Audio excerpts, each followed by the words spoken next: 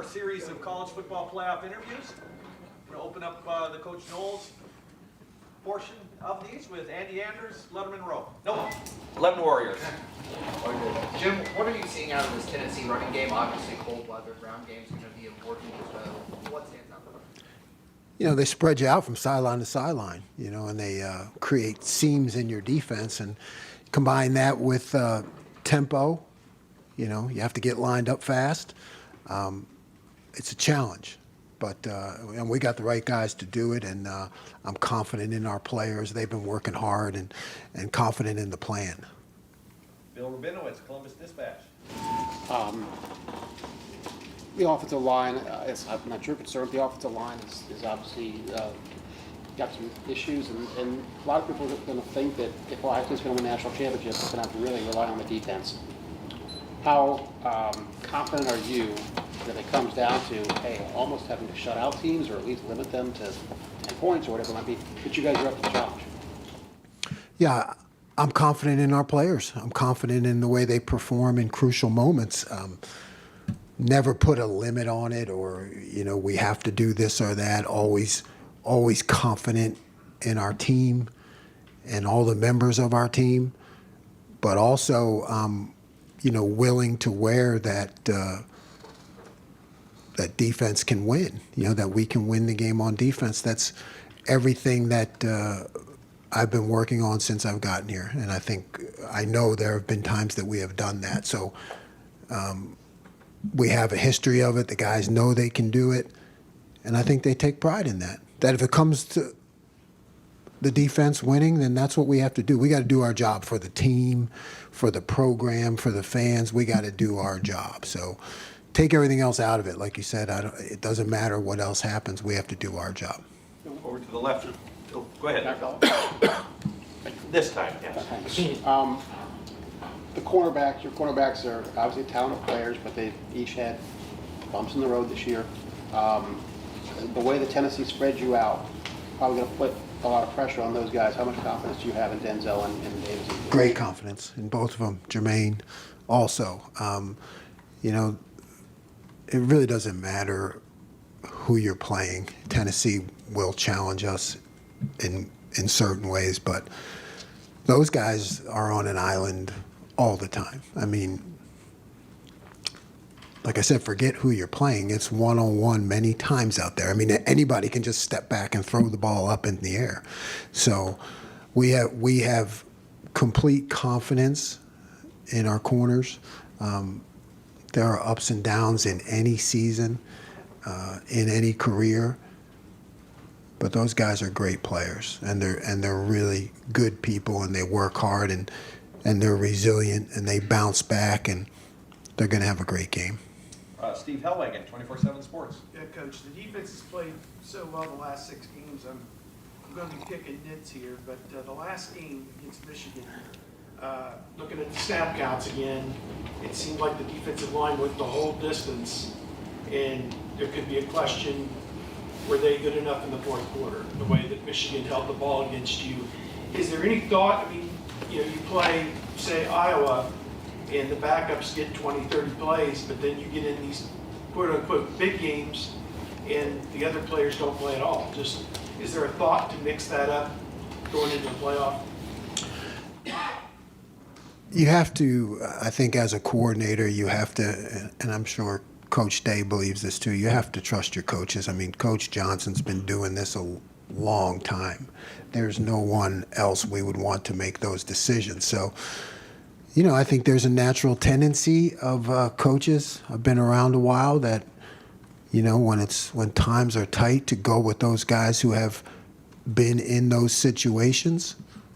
We'd always like to play as many guys as possible, but those decisions happen at the moment, you know, and I know, and I think everybody in this room and all our fans know that Coach Jay is going to make the best decisions for the team and the program. Austin Ward, podcast.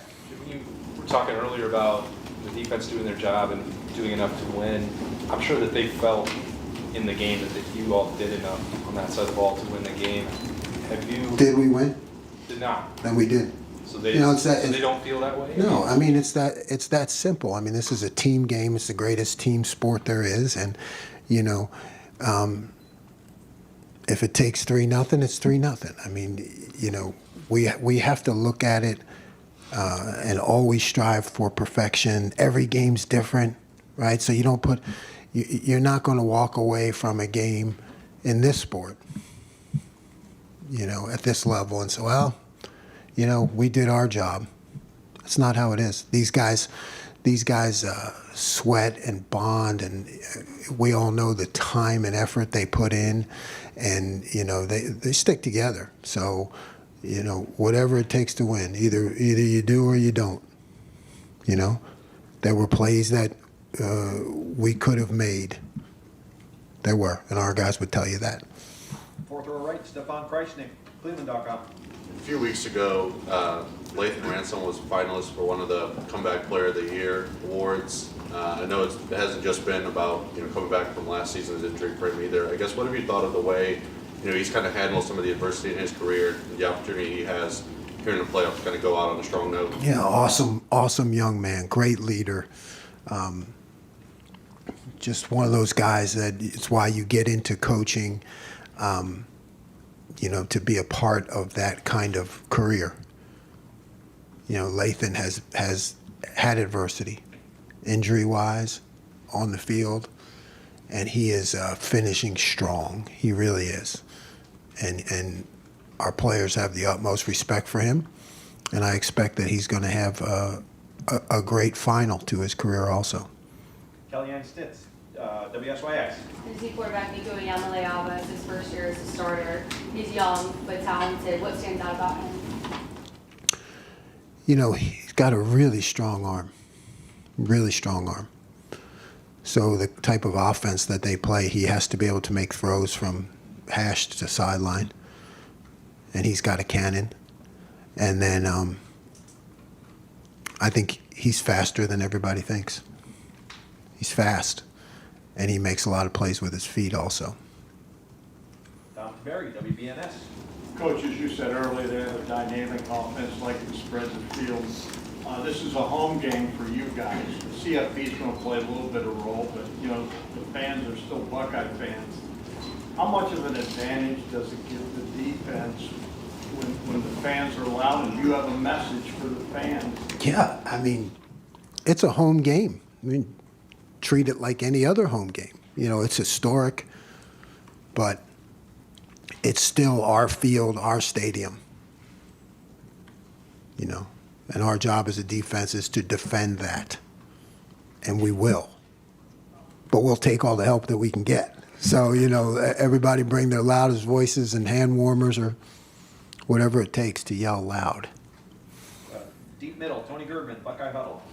Jim, defending the up-tempo and the no-huddle that Tennessee does, a lot of people think that the up-tempo is just throwing the ball around, and Tennessee's kind of the opposite. Is there a difference in defending the up-tempo against a run-heavy RPO offense as opposed to a pass-heavy offense? There's a difference, but, you know, they do it as well as anybody has, because when you're doing it right, I mean, every play is has a run, has a pass. And it's 50-50, and you're gaining as many yards in the air as you do on the ground, which I think they're pretty close. You know, so they're doing it, I believe, the way it was built to be, and they're doing it well. Is there, how much in-helmet communication will there be for you in this game? There'll be in-helmet communication, but you have to operate a lot of different ways, right? Because things happen really fast. So you got to use that. You got to use signals. You got to use every method you have to get the message across. But there'll still be communication. Pat Murphy, 24/7 Sports. Speaking of the tempo, when you're preparing for that, I know you guys use it sometimes, but clearly not as much as Tennessee does. How do you prepare guys for that? And in your experience, how different is it when you actually get in the game and go against it? It's a lot different when you get to the game. That's how I opened the week with telling the guys we're going to do everything we can to prepare you. But it's like when you play an option team and you show up, you know, it's a lot different. So, you know, our preparation methods are, you know, Coach Day can have our two offense, run a series of tempo plays, and then we have actually trained our scout team to run tempo plays. So our scout team runs tempo plays. So we can come in with a set of the two offense going fast, and then we can bring the scout team guys in, and they have their own signals that they run, and they run plays. So and then even when we're not, because you can't go tempo all the time with your scout team. Those guys do a great job. With the numbers going down and everything, I think college football is really going to feel that effect because, you have these scout team guys that they never get to play and all they do is work and practice, and my hat's off to them. But so the way you try to simulate it is even when you're not going tempo, you a lot of times have the defense turn their backs to the offense. Or hey, you 11 guys go line up over there, and then the offense comes running here, and then you have to sprint over to your position and line up and play. So you're trying to be creative to create any way you can, so they understand the speed and the decision making that's going to have to take place. Joey Kaufman, Columbus Dispatch. Jim, you've not faced a lot of teams that play tempo quite like Tennessee does, just the way the schedule is, and a lot of teams that play you guys try to do the opposite, where they milk a lot of clock. Does that at all make it harder in preparation? It doesn't make it harder. It makes it different, But I think we're ahead of the game that way. Our defense is built that way. It's built for tempo.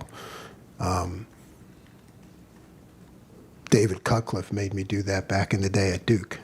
So hats off, Coach Cut. It helps, yeah. Because this is what everybody was doing, right? 10 years ago, 12 years ago, 14, I lose track of time. Why do you say it's built for tempo? That's how we set it up. Our calls and everything. It's been that way in this system since back then at Duke with Coach Cutcliffe. So it's built for tempo. And that's when I first started it back then with Coach Cut, he said he wanted to be this is when it was all the rage, he said he wanted to be the fastest play calling defense in the country. That's what we are. We've remained that way. We're the fastest play calling defense in the country. That's the way you signal on the play. It's the way we do it. Stephen Means, Cleveland.com. That was an interesting footnote. After the Oregon game, I think that's the only team to that point that's really played at this level of tempo that you guys have faced this year. When you first got here, there was maybe an adjustment period to calling defenses in the Big Ten, and it seems to be more like what your background. What were those conversations like with Ryan Day? Just take us through those 2 weeks of essentially kind of revamping the defense a little bit in a way that's not only gotten back to what you were before you got here, but maybe also helped set you up for what could be coming on Saturday. Yeah. What are we doing wrong? How do we get better? How do we put the players in better position? What are some of the things that we've done in the past that we can utilize? What are the tweaks we can make to it? What do our guys do well? What do they struggle with? All those things, and it was a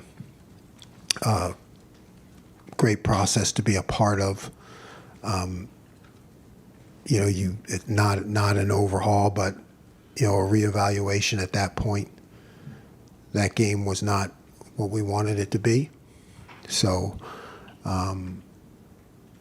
had to take a look at ourselves. And like I said, it's about winning. So when we don't, and we don't play well enough, we got to take a look at that. There were things that you guys tried over the past month before Indiana and Michigan that maybe could work in a game like this, like the Jack. Is that something, that you've had time to maybe prepare for stuff? Could we see the Jack in this game, or are there other things that maybe you tested throughout the last month that maybe you were thinking with this type of game in mind that you could use? No comment. Rob Aller, Columbus Dispatch. Yeah, Jim, following up on Austin's earlier question, when the defense plays well enough to win, and you don't win, there's got to be frustration that builds up. Who says we played well enough to win if we don't win? That's my point. That's Well, my point.